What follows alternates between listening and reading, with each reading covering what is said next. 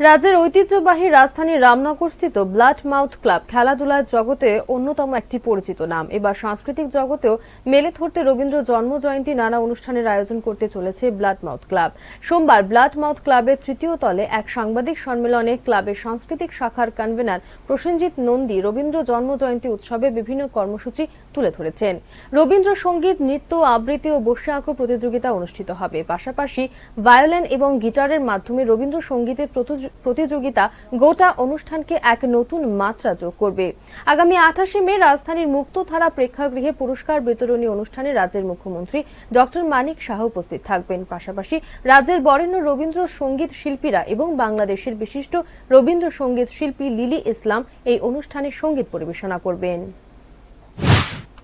৬২তম রবীন্দ্র জন্মজয়ন্তী উৎসব উদযাপনে আমরা রবীন্দ্রমুখী উৎসবটাকে কেন্দ্র করে আমরা বিভিন্ন কর্মসূচি গ্রহণ করেছি। এর মধ্যে রয়েছে বিভিন্ন রবীন্দ্র বিষয়ক যে প্রতিযোগিতা, যেরকম রবীন্দ্রসঙ্গীত, রবীন্দ্র নৃত্য, আবৃত্তি, বসে আঁকো প্রতিযোগিতা। এর সাথে এবার নতুন ইমপ্লিমেন্ট হয়েছে আমাদের রাজ্যে যে ইনস্ট্রুমেন্টাল সাইডটা রয়েছে, বিশেষ করে ভায়োলিন এবং গিটার।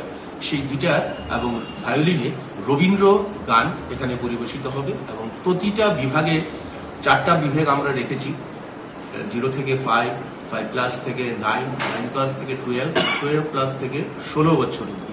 তো প্রতিটা বিভাগে আমরা বেস্ট 5 মানে টোটাল মিলিয়ে 100টা প্রাইজ আমরা প্রতিযোগী এবং প্রতিযোগিনীদের হাতে তুলে দেব। অনুষ্ঠানের যে ক্লোজিং ডে 28শে মে মুক্তধারা অডিটোরিয়ামে এটা হবে আমাদের সমাপ্তি অনুষ্ঠান এবং পুরস্কার বিতরণী উৎসব।